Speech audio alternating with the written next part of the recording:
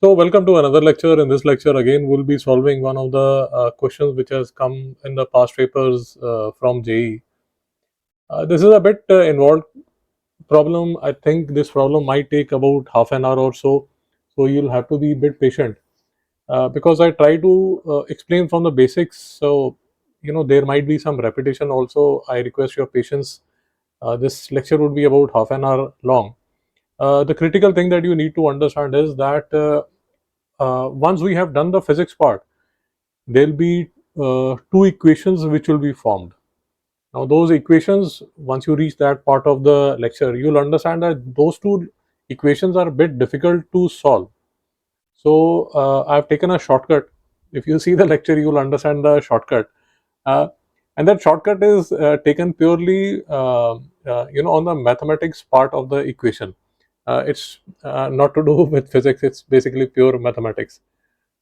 So hope you'll enjoy this lecture, and hope the main thing is that you learn something new from this lecture. So let's start. So let's look at the problem. A wooden stick of length L, radius R, and density rho. So about the stick, there is a stick which is total length is L, its radius is R, and density is rho. Has a small metal piece of volume M. This is a small m, negligible volume attached to its one end. So this is a stick. Its full length is L. Its density is rho. Its length and area is given, and there is a small mass m of negligible volume attached to its one end. Find a minimum volume for the mass m that would make the stick float vertically. So it should look something like this: float vertically in equilibrium in a liquid of density sigma. So the liquid has a density of sigma. A stick has a density of rho. The radius is r, the length is L. So these are the conditions that are given to us.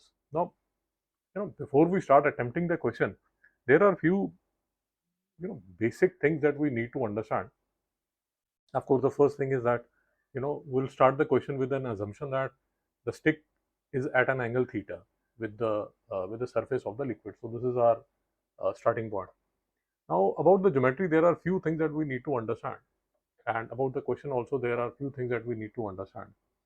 See, when I will be doing this question, the length is given. The length of the stick is capital L.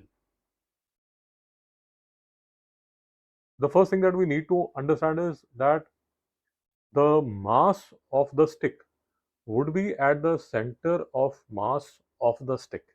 So if this is length L and this C point is the center of mass of the stick, so whole of the mass of this stick would be at the center of mass. This is the first thing.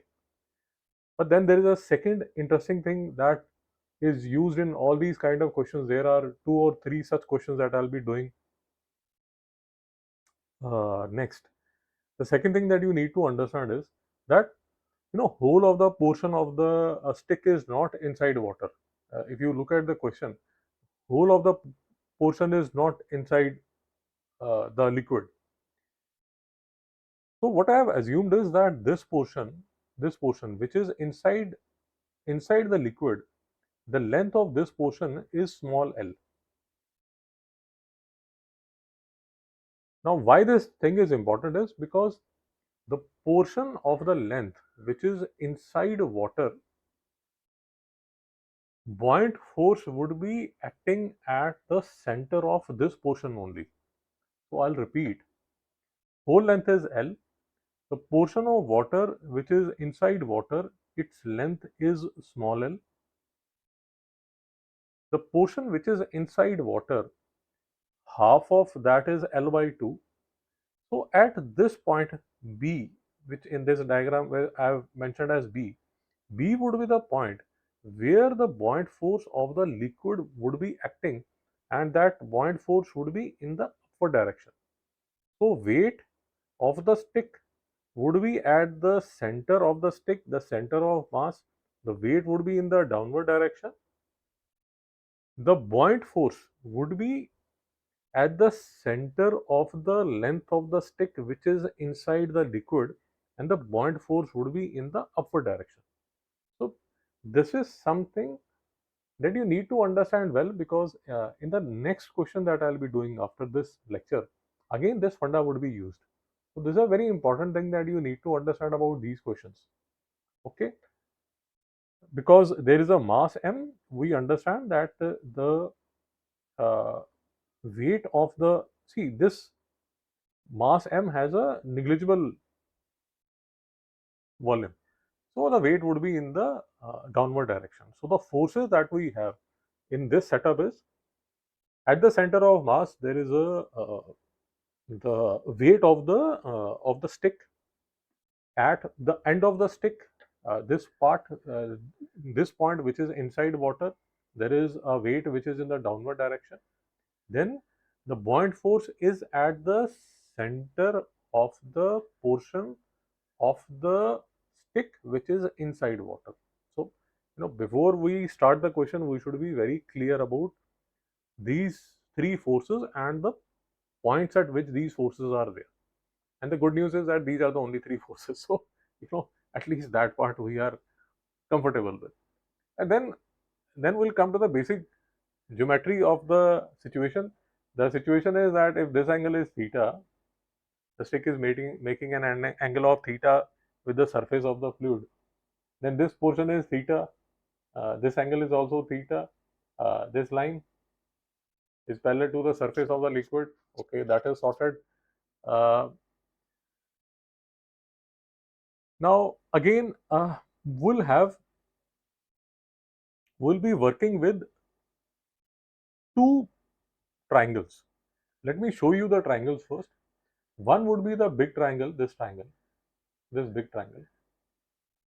For this big triangle, uh, one of the vertices is the center of mass of the stick, point C. Here the hypotenuse would be uh, capital L, capital L by 2.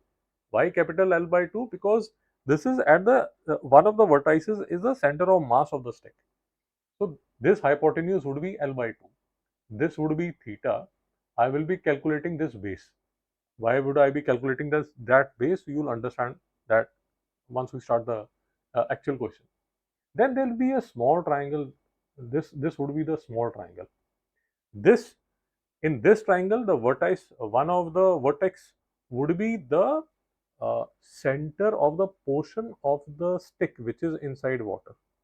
So this portion would be L by 2, small L by 2.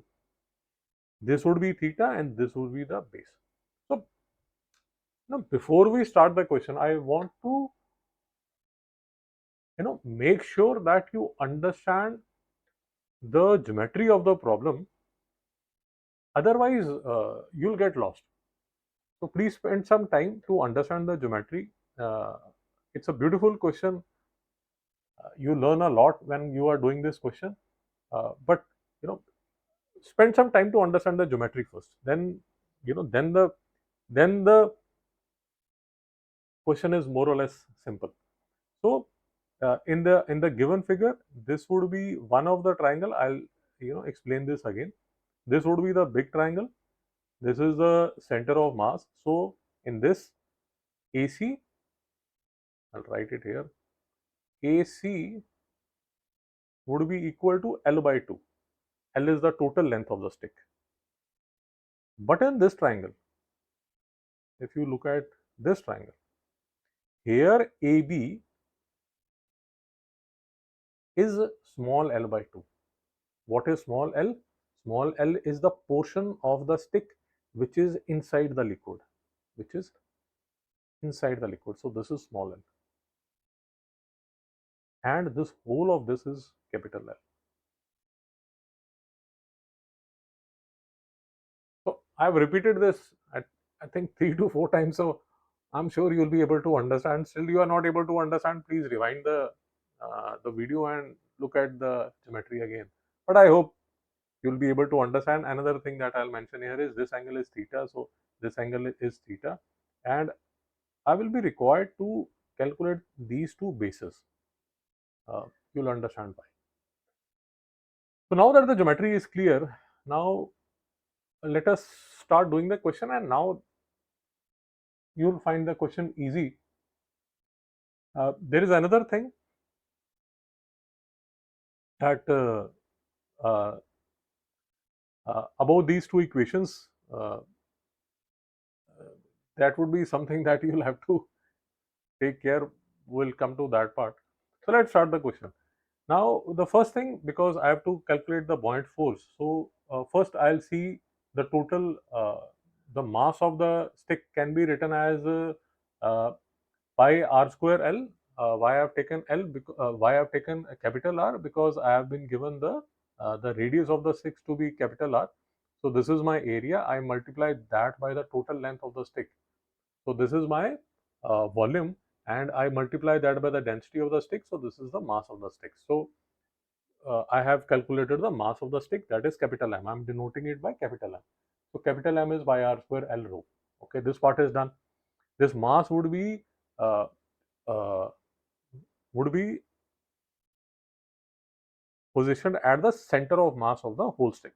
Okay, that part is also taken care of.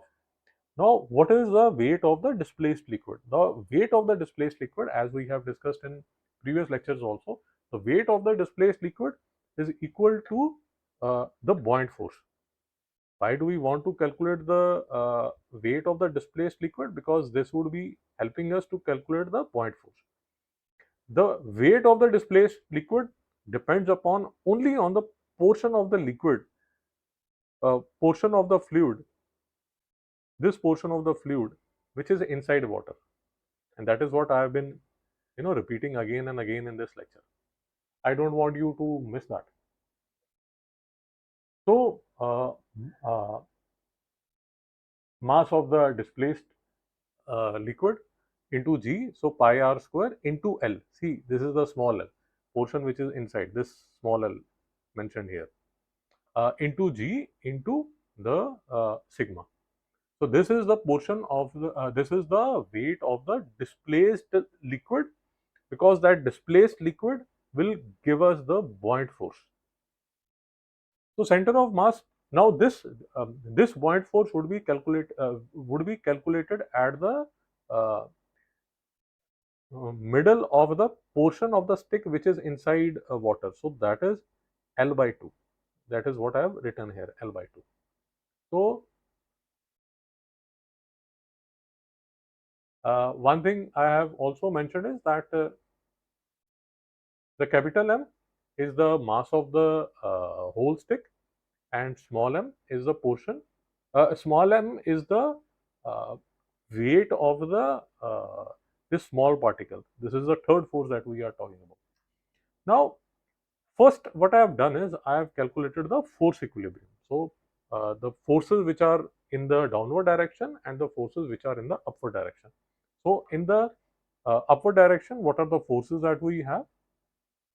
We have a buoyant force which is in the upward direction. In the downward direction, we have the weight of the small particle, and then we have the weight of the whole stick. Weight of the whole stick is pointing in the downward direction. So this is what I have written here, mg, uh, total stick, and small mg is the weight of the small particle multiplied by the buoyant force. So buoyant force is given by mass of the weight, mass of the displaced liquid multiplied by g. So this is the equation which I'll be getting for the force equilibrium. Here only simple force equations are being taken. Now I just have to put the value of m. I have put the value of m. I have put the value of small m. Small m is actually given, so I don't have to do much here. Then this mw, this is pi r square n multiplied by g rho, and what I see is that g and g will get cancelled. I hope you are able to understand that this m and this mw would be coming from this mw would be equal to pi r square L into sigma, and this capital M is equal to pi r square L into rho. So I've just put the value, G gets cancelled, and uh, what I have arrived at is that I can write the small m in terms of uh, pi r square rho L into sorry, sigma L into rho L. See, this is sigma. Another thing I should actually mention here, another thing that I can mention here is, I should mention here is, this is rho and this is sigma. Okay, back to the question. Okay, so this is the first equation that I have. Now the second equation, bit involved, but if you are clear about the first part of the lecture, then you will find this easy. Now we have to calculate the uh,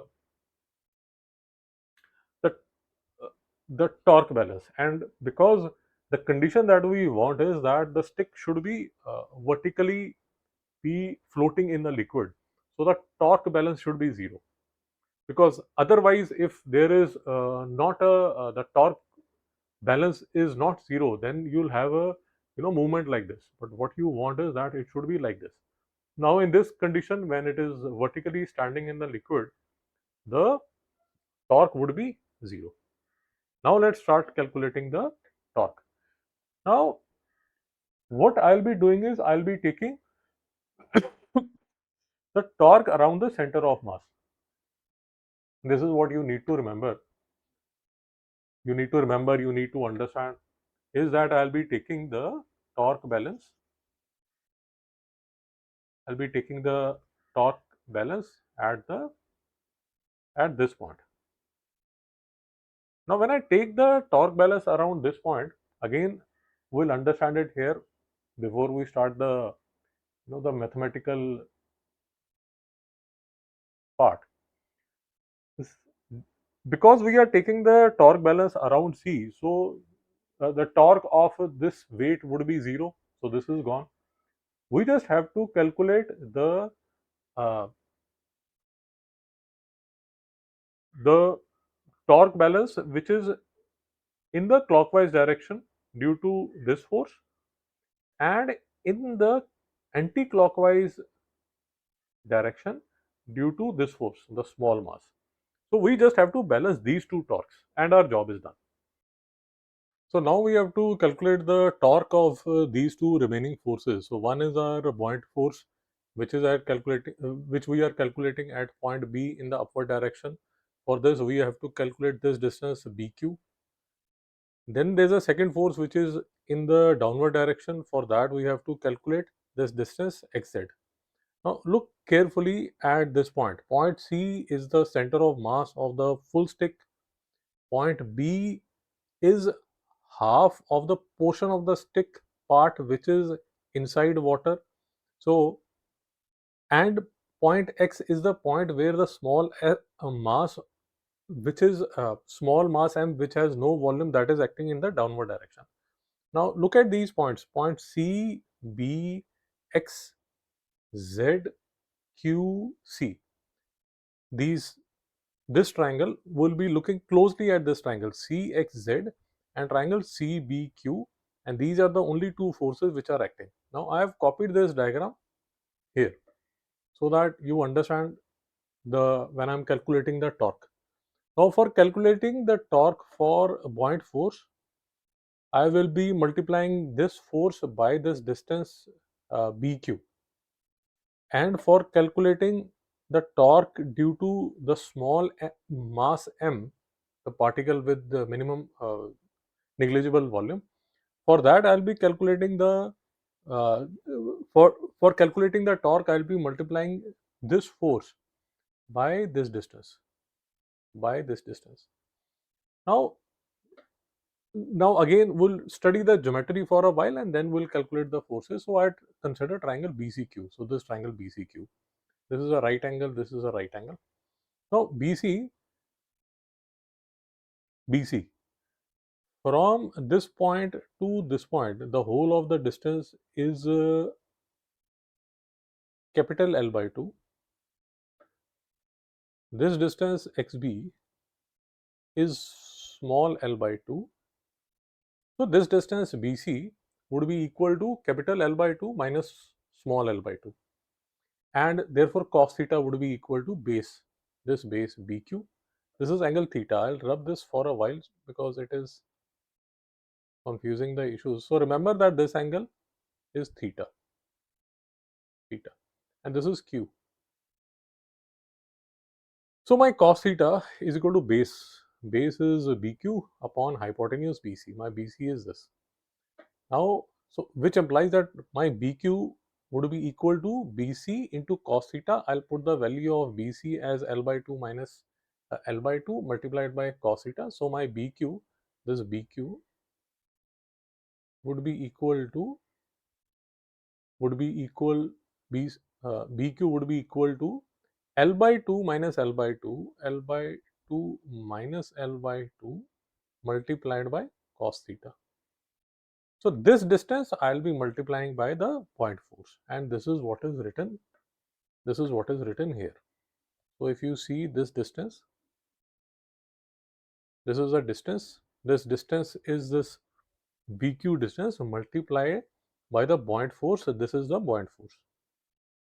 This is the buoyant force. If you look above, you will find that this MWG, as we have calculated here, this MWG pi r square L G sigma, all this is copied here. So this is what I have written here. So this is one part of the portion done. Now I focus on the triangle CXZ. Triangle CXZ, this full triangle. I have to calculate XZ here. Now what I do is that my cos theta is equal to my base XZ upon hypotenuse. Hypotenuse is XC. Now XC is equal to capital L by 2. XC is equal to capital L by 2. So my XZ, this XZ would be equal to L by 2 multiplied by cos theta. Now I have this xz, I'll multiply by this and I'll get the torque in the anti-clockwise direction. This is in the clockwise direction. This is in the anti-clockwise direction. So if you look here, this is what I have calculated here. And so our, once we have reached here, once we have reached this point, our, more or less the physics part is over. Now we just have to focus on the mathematical part. So let's look at the mathematical part. So here I'll be doing some calculations. Some cutting would be there. This cos theta will be chopped from both sides. This small g will get chopped, and finally I'll have this half and half will by 2 will also get cancelled, and I'll have an equation like this, that this ml would be equal to pi r square L sigma L minus L. This is what I'll be having. This is what is what is my second equation, and my first equation comes from the force balance. So this is my first equation where I had calculated the small m. Now using this first equation where I have calculated for small m and the second equation, what I'll do is I'll have to eliminate this small l. I'll have to eliminate the small m, small l. I'll have to eliminate the small l, this small l, because I don't know the value of small l. If you remember, this is what I had assumed. This is a portion which was inside water. So this small l has to be eliminated, and then we'll form a quadratic equation in the small m, this value of small m. Now that will involve a lot of maths. What I did was I made AI do the stuff. If you are interested, I'll copy this PDF here. So this was the first equation that I gave to Grok. This was the second equation. So the first equation, there's a second equation. So I gave it to Grok and then it calculated, and finally it gave me this equation which is in the form of, you can have a look at the PDF. I'll be putting the link below. And finally I'll have a equation which will be in quadratic equation in terms of small m. This is, and then I have to calculate this quadratic equation for two values. This is a quadratic equation in small m, and I have to find two values of m. Again, I put Grok to work, and Grok made uh, worked on this quadratic equation, and finally I got the values as, I'll show it to you. Yeah, so there were two values of m which I got. Two values of m which I got. The second equation was negative. If you see, there's a negative that you can take out. So this would be the final answer. So this is our mass. This is our mass that we are looking for. Uh, Find the minimum value for the mass m. This is the minimum value of the mass m. This is the minimum value of mass m in terms of given parameters that will make the stick float vertically in equilibrium. So the our answer, final answer would be small m is equal to pi r square L square root sigma rho minus rho. So this is our final answer.